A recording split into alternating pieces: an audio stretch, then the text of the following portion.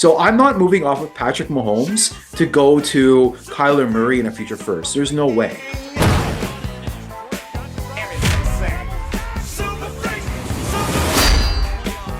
Hello and welcome to another edition of Fantasy Football Freaks. I'm Jason, he's Vaz, and today we're continuing to talk about Dynasty Fantasy Football Leagues and startup drafts. Now, we've talked about this topic before in actually our very second ever video that we made. We talked about something that we call the productive struggle, where you're basically tanking the first couple of years in order to really set yourself up well for year 3 and beyond. And we're going to talk a little bit more about that today, how to execute it, some common mistakes that other people might make while trying to execute this for the first time. And we'll give you a bit of a blueprint as to what you're trying to achieve. Vaz, before we get started, anything else that you want to talk about in terms of the productive struggle? Obviously, this is something that you've said this many times. This is the only way that you will do a startup draft now for Dynasty. Yeah. Well, like I look at it like this. We're playing Dynasty, right? So we want to build dynasties. And if you don't use this strategy, like, yeah, you could win 1 year, maybe 2 years. But with this strategy, you can build a dynasty where you win 3 or 4 or 5 championships and you're competitive for like a decade, right? So like, yeah, you have to, as you said, you have to struggle for 2 years. You know, you have to donate your league fees for 2 years. But it's a lot of fun, in my opinion, using this strategy. For me, it's really the most fun part of Dynasty is building up your roster, making trades, all that kind of stuff. So I really, really love it. And for me, it's the only way I want to approach a startup. It's really, really fun. And it allows you to build a true dynasty, a true juggernaut of a fantasy football team. Okay, well, I'll try to explain the gist of it as quickly as I can for those who already know what it is. For those of you who don't, like I said, you're essentially trying to tank the first 2 seasons and you're trying to acquire as many first-round picks as you can for the next 2 years. And how you're doing that is you're trading back with picks. So if you have the first overall pick, instead of taking Josh Allen, I'm not saying that this is what you should do, just as an example, let's say you trade back from 1-1 all the way back to 110, and you're able to pick up an extra first round pick for the next year. So the other guy gets Josh Allen, you get whoever's at 110. I'm not saying that that's exactly going to happen, but just giving you an example of that. If you do that over and over again, if you can do that multiple times so that, your first pick isn't until the 3rd or 4th round, but while doing that, you've managed to acquire 3 or 4 or even more first round picks over the next 2 years, then by the time that, your team is matured because you're taking young players, and by then, ideally, you'll be a juggernaut of young players that is going to be set up to win. Vaz, anything else that's important to that you want to add for the gist of it? Yeah, it's not just about accumulating future draft capital. Okay, like you have to have a true understanding of value and how to approach getting and attaining value. Trading Josh Allen for 110 and a future first is not something you want to do. You're losing value in that trade. So you have to have a strong understanding of what these picks are worth. So like Josh Allen is a cheat code at quarterback. If you're trying to trade back to grab a future first, you don't want to be trading back to 110 where there's a riskier pick at 110. Like somebody like, I don't know, Jordan Love is a much riskier pick than Josh Allen. He's not going to have the same upside year to year, not even close. Okay. And so if you're trading back from 101, it's not something I would necessarily want to do, because you do also, when you're doing this, this strategy, you do want to get those foundational pieces that you can build around. Josh Allen, is not going to miss. He's going to hit. He's going to smash. He's going to be a foundational piece for you. So you're looking to acquire value, but sometimes, drafting that player is the best decision for your team. It's the best value play. If you're moving back from 101 to get a first round pick, I'm looking to move back to only maybe 104 or 105. I'm staying in the second tier. I'm not moving back to the third or fourth tier. So you have to have a true understanding of value, and you have to approach every trade with a killer instinct that you have to win every single trade you're making, because you're throwing away your league fees for 1 or 2 years in this strategy. So you have to win every single trade. You have to insulate every trade you make so that you do win every single trade. Okay. Let's talk about some examples. So you gave a clear example of what to do and what not to do with the 1-1, right? Yeah. So let's say, can we do something similar for if you were to have picks, let's say 2, 3, 4, and 5? We don't need to do the later picks for now, but let's just say if you had picks 2, 3, 4, or 5, what sort of trade would you be trying to do? What sort of in order to acquire an extra first round, or would you not want to do that at all? Like you said, ideally, maybe you don't want to do that with Josh Allen unless it's a deal that you can't resist. But is that the same with Patrick Mahomes?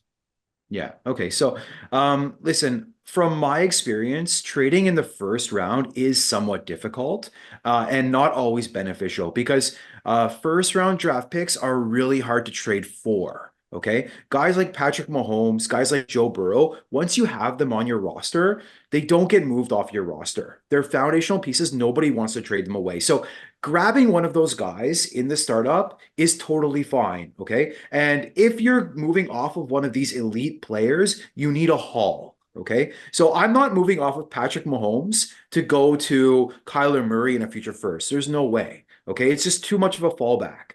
If I'm moving off of Patrick Mahomes, I want a first round pick and a top talent like maybe Joe Burrow, okay, or maybe like a Caleb Williams. Like I'm willing to go to Caleb from Patrick Mahomes if I'm getting like a first and a second on top. But from my experience, it's hard to trade in round one. I'm okay with just selecting my quarterback there that I know I can count on for the next 10 to 15 years. And I'm totally fine with taking that pick and looking to accumulate value later on, starting in round two, round three. For me, like this strategy is really effective because when you hit the middle rounds where people start to miss, okay, early in the draft, people hit very easily. Most of these players will hit. But when you get to rounds 5 and 6, like 30%, 40% of picks will begin to miss. Okay. They'll flop. But when you're using this strategy, you're accumulating future draft capital that is essentially gold. When you acquire future draft capital, it only increases in value. So let's say you have like a round 5 pick and you're at the top of a tier. You don't want to be selecting here. You can move back to round 7 or round 8 and grab a future first round pick. Now, it's possible that that future first round pick is worth more than the player you would select in round 5. So you're getting a future first, which is worth more than that 5th round pick, and then an 8th round pick in the startup on top for free. So you're always accumulating value, insulating your trade so that you can win no matter what happens. And you're accumulating draft capital, which only increases in value. And another important point is if you're trading for your future first, always have the mindset that that's a late first. Okay. Value it as a late first, because the team that's that's moving up, their team is going to be stronger. So you have to have the mindset that's going to be a late first and value it as such. Only don't expect that could be a mid first or an early first. You have to think of it as a late first. Okay. So you just said ideally in the earlier rounds, like even first round. So you're trying not to trade back from the first rounds. What are like the rounds that you would be okay? Like, would you be okay trading like back in the second round or in the third round? Yeah. Ideally, you say, I mean, if you can get first round picks from moving back from the fourth or fifth, I mean, great. But it would obviously be more difficult because to the other person, it's not going to seem as tempting, right? Yeah, listen, I'm always fine selecting foundational pieces early in the draft. Listen, I'll give an example. I did a startup last year, and two people, myself included, tried this strategy in the startup. The first guy traded his first round pick for future draft capital, and he selected a quarterback in round two. I selected two quarterbacks. I selected Joe Burrow in round one, in the middle of round one, and I selected Kyler Murray in the middle of round two. So I set up my team with two foundational quarterbacks. He traded his first round pick. I don't remember what he got for it. And then he selected Bryce Young in round two. So he wanted a young player at quarterback. So he ended up with more draft capital than I did, but now going into year two, he's got a huge hole at quarterback, whereas I'm solidified there. So it's okay to take those foundational pieces. So sometimes early in the draft, I will just select if I'm at the bottom of a tier and I like to pick there. If you've seen my rankings, I have a huge tier of young tight ends in round four. I'll be very happy to select a young tight end at the end of round four. It's a position that plays for 10 years and I can count on for a long time, and the value will maintain. But like when I get to round six and the picks become a little bit riskier and running backs start to fly, and maybe running backs are the value, I don't want to be selecting running back there. So now people might be trading up to grab a running back that's fallen. Like maybe Saquon Barkley has fallen to the beginning of round six, and somebody really wants to move up to grab that elite possible league winning running back in round six. They'll see it as a huge win, right? And I can't blame them for wanting that. So I'm sitting on the clock, and Saquon is the best player there. I know I'm not going to select him, but now I can leverage that, move back to round eight or round nine, grab a future first round draft pick, which a year from now will probably be worth more than Saquon Barkley, and then get an additional pick on top. So this is like the kind of thing that you always have to be mindful of when you're using this strategy, and it's so easy to accumulate value in the startup. Like it's the best time to do this strategy. Okay, so ideally, foundational pieces in the early rounds.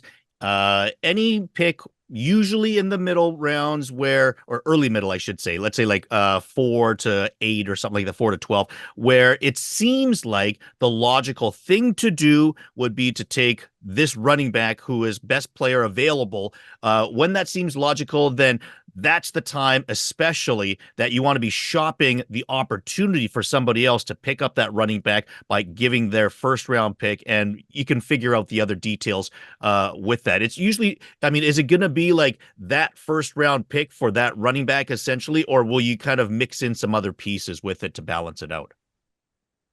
It's really tough to explain. Listen, you just have to be so mindful of value, and like it's really tough to explain. But if I'm waiting till I'm on the clock, like if I'm waiting till like the clock hits me, I'm always exploring trading back, no matter what round it's in. And I always have an idea of what I want in terms of future draft capital to move back. So like say I'm at the end of round two, like say I grab Josh Allen 101, okay, and then I'm on the clock at 212.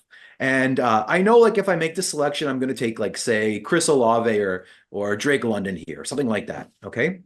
But I don't really want to make this pick because I would rather move back to round five and grab Jordan Addison or Zay Flowers plus a future draft pick. Okay, because maybe I don't see a huge difference between grabbing, Garrett Wilson here or grabbing Jordan Addison there. And if I can add, and I think from going back from 2 to 5 is really significant. Okay. So I don't want just a first round pick to go from 2 all the way to 5. I'd like to get like a first and a second. Okay. So if I'm going from like 2 to 4, maybe a first is enough, but I'm mindful of the fact that like 2 to 5 is a huge gap. So I want to get more than a first on top. So what I'll do is I'll send out offers to everybody in my league. Okay. For the 212 for their fifth round pick and their future first and second to everybody. Usually one will hit. Okay. So I'll make that offer and I do slow draft. So I have plenty of time on the clock to make these types of offers. So I know the range I want to go to. Like I've said in the past, I really want to get a tight end at the top of round five or the end of round four. So if I'm at the end of round two, maybe I'll target that area of the draft. Okay, because I know there's a range there I really like. So I'll target that area of the draft to grab my foundational piece, and I'll try to add a first round pick on top. So I can, instead of grabbing Chris Olave or Garrett Wilson there, I'll be grabbing like Trey McBride or TJ Hawkinson plus a first round pick, which I think is a great trade to make. Sure. Okay, so you've mentioned that in that other league that you did this, another guy tried to do it with you, and we mentioned the Bryce Young situation that he fell into. Also in our league, I was using this strategy sort of as I did it by accident. I wasn't doing this on purpose. Like I was just kind of spontaneously working in this way. You recognized what I was doing because you had heard about this before. It's almost like you knew what I was doing better than I knew what I was doing. So when you look at how I did mine, how your other friend did his, maybe other times where you've seen other people try to implement this strategy, Yeah. but not succeed in it as well as you have, because I will acknowledge that you've implemented this strategy better than I have. So, what are the mistakes that you see other people make when they try to implement this strategy?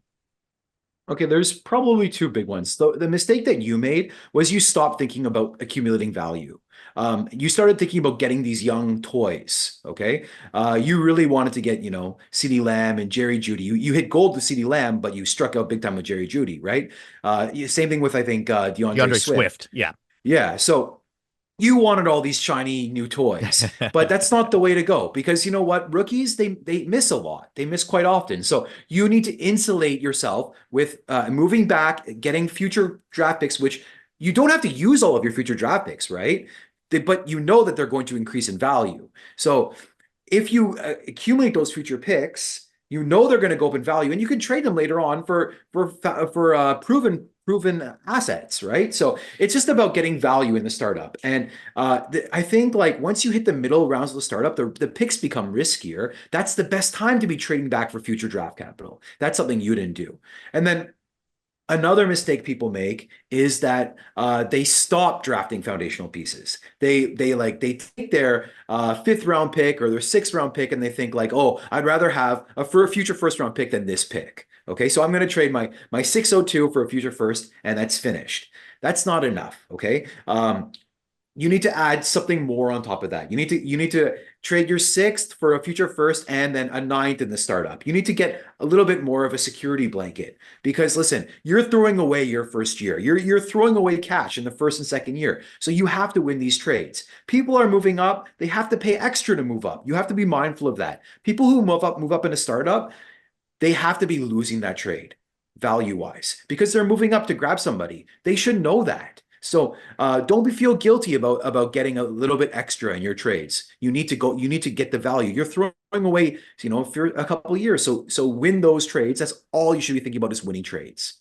Okay. Our league that we're in, and both of us implemented this strategy in this league, we have a penalty for finishing last, right? It's a $50 entry fee, but there's also a $50 penalty for finishing last, but you are given the 1-1 in the following draft for finishing last at the same time. Should that deter anybody from implementing a strategy like this if there's a penalty for finishing last? I think I know your answer, but I want to bring that up. Yeah, of course you know my answer. I think most leagues don't have a penalty, so I don't know if this is worth talking about too much. Yeah. But no, we don't I don't play fantasy football for money, right? I play for the championship belt. I just care about winning championships. So finishing second, in my opinion, it feels worse than finishing last. I'd rather finish last and get 101 and then finish second in my league, and think about the next year, like how miserable I was to come in second place. No, it's championship or bust for me. Just like, any sports I play.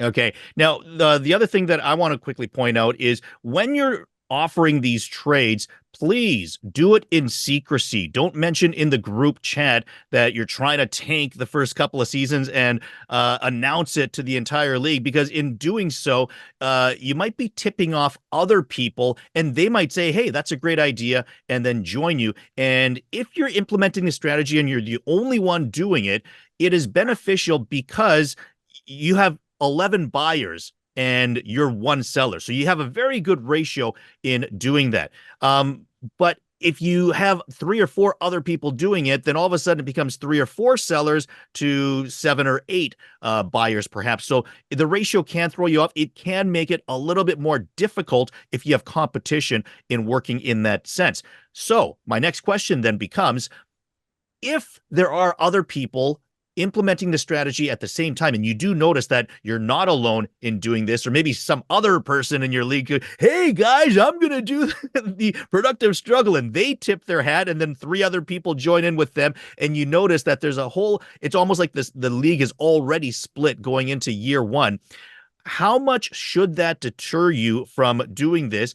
And because all of a sudden supply and demand has changed a little bit, how do you compensate for that if you are going to still do this? How do you win? How do you do this better than everybody else? All right, that's a great question. So I made a mistake of falling into that trap in one of my leagues. I started off with the mindset of going productive struggle. And then I saw several people doing it and decided, okay, I'm going to switch gears and try to win year one. And I regret it so much. I had a terrible, from round 5 on, I did terribly in my draft. I drafted older guys that have fallen off, guys like Keenan Allen and guys like, I don't know. I even drafted Darren Waller. So just like you're just so much more prone to making mistakes later in drafts. It's so much better just to attack value and like take chances on younger guys who could smash. Instead of taking Darren Waller, I could have taken uh Dalton Kincaid, for example. Like just it's just so much easier to draft with this strategy to accumulate value and to make the smarter decisions, I think. You have a clearer mind. So I wouldn't be deterred by other people trying it. Just do it better. Just do it better than them. Just be mindful of accumulating value, of what players are worth, what the picks are worth, and don't be shy about sending out offers. Make a lot of trades. Just do it better than them. That's all I would suggest. Don't shy away from doing it. Okay, so then I want to ask a question on the flip side of this. Okay, so let's say that somebody's watching this and they've already watched us talk about this, and they notice, oh well, that's interesting, but I'm not going to do that for whatever reason. And let's say as they're drafting, they realize, let's say, like I said, somebody mentioned, hey, I'm going to do the productive struggle, and then like 2 or 3, maybe 4 people jump in with them in order to do that.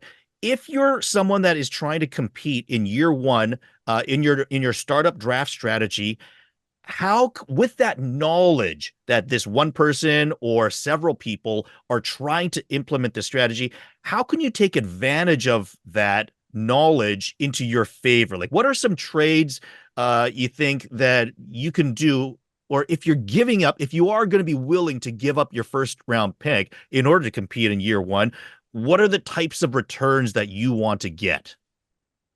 So I would love to like find somebody who had a mindset like you did. Like if I could take my first round pick and move from 110 to 101, something like that. Like if I could find somebody who really, really overvalues future draft capital and I could turn, Jordan Love into Josh Allen, something like that. Or if I could turn, CeeDee Lamb into Josh Allen, like something like that. Or so maybe they'll overvalue picks so much that like my second round pick, they is more valuable than it should be. Like if I could move up from round 6 to round 4 for only a second round pick, that's something I would look to do. So like I just like, maybe catch somebody who's doing this for the first time and doesn't quite understand that they need to win every trade in that sense. Yeah, certainly. It can be tricky to do. Any other thoughts on if you're doing this for the first time? Like some of the common mistakes that people might make in the first time. Like I said, I think doing it in secrecy, I think is important because you don't want other people joining you. What are some other pitfalls that you've noticed, or that maybe, some word of advice for someone that's trying this for the first time? Okay. My word of advice would be pretty simple. Listen, it's okay to grab those foundational pieces early in the draft. Okay, grab your 2 quarterbacks, grab your tight end, grab like 3 or 4 foundational pieces. You really want to attack trading back in the middle rounds, from rounds 5 to 9, 5 to 10. That's where you want to attack future first round draft picks because those rounds are more difficult to navigate. Okay. More difficult to hit home runs and more difficult to, it's easier to find misses. It's easier to hit misses in those rounds. Okay. To completely whiff. Like I remember one draft, I drafted Gardner Minshew in round 6. Like it's just you can whiff much easier. Maybe like if you draft Will Levis or Bryce Young in round 6 in a startup right now, which is where they're going, those guys could be out of a job next year. So it's just easier to whiff in the middle round. So if you can take one of those picks and move back for future draft capital, that's something I'm doing. I'm okay taking those foundational pieces that I feel really secure in early in the draft, but I'm still exploring trading back, especially if I'm at the top of my tier or if running back is the best position available. Like if like Bijan or Brees, who I value as high second round picks, if they're there at the end of the second round, I know somebody will want to come up to grab one of them. Right. So maybe I'll look to trade back from the end of round 2 into the beginning of round 4, the middle of round 4 to grab a future first round pick. That's fine because I think like in the first 4 rounds, I can find foundational pieces there. I like to grab foundational pieces early in drafts and then in the middle rounds attack future draft capital. That would be my biggest advice. Okay. Now, I know that one of the big rules is like you mentioned, you're sort of trying to avoid drafting running backs. And I Yeah. fully agree with that, right? It makes a lot of sense. But, and we've talked about this a little bit in the past. Let's say hypothetically, you're at like round 9 or 10 and Derrick Henry is still there. Because for Okay, me, that's not happening. That's not happening, Jason. okay, Derrick Henry's not signed to round 9 or 10. Okay. Maybe 7. like, okay, 7, fine. Okay, let's say Derrick Henry's there in 7. Is that a guy that's worth taking? Because if he is the difference maker for a team later on, maybe you can trade him for what would turn out to be a first round pick or 2 seconds or something like that. Is there a point, or is there situations where it does make sense to take a running back if they're, brutally undervalued? Because like I said, for me, I think the reason I'm asking this question is I think I just value Derrick Henry so much higher than everybody else. Like I'm appalled at how late he's going in drafts. And Okay, let me answer your question, Jason. Yes. Let me answer your question. Okay, so like Derrick Henry's there in round 7, Yeah. okay? And he's the top guy on my board by like a round, by like 12 players, okay? He's slid too far in my opinion, okay? I could draft Derrick Henry, okay, and look to trade him for a future first later on in the season. Or I could take that pick and trade it for a future first now, plus a little bit extra. Maybe I could take that 7th round pick and trade it for a future first and second right now, or a future first and a 11th round startup pick. That's what I want to do. I'm not taking that piece that's going to score me points, and it's going to be difficult to move off my roster. Everyone in my league is going to know I want to move him off my roster. I'm going to get flooded with horrible offers. Okay. So no, I want in the startup, I'm not taking those players. I'm moving those picks for future draft capital in the startup. I've got plenty of time to make offers on the clock. So that's what I'm looking to do. Yeah. But I still really like Derrick Henry. I know you do. For this season only, and maybe next. But okay. Any final words with that? With this topic of the productive struggle that we haven't discussed that might help people out in trying to implement this? I think we've covered almost everything. I would just say like when you get into like the later rounds, like let's say like round 10 to round 15, start maybe at that point start thinking about second round picks. Okay, like round 10, you can start thinking about accumulating second round picks. Round 15, 16, maybe even third round picks. You just have to be mindful of the value, and it's easy to know because you can see where the rookies are coming off. So like let's say Jermaine Burton comes off in round 12, and he's like a late second round pick. Okay, now you're at the stage where you want to start getting future second round picks for these picks. So you have to be mindful of that. And then really late in drafts, like round 20, round 21, start thinking about handcuffs. Maybe start thinking about handcuff running backs, handcuff quarterbacks, that if something happens to the starter, if there's an injury, they could shoot up in value. You could get a second round pick for them on the trade market. So these are things you could think of as well. Just always think about how your picks could turn into more value.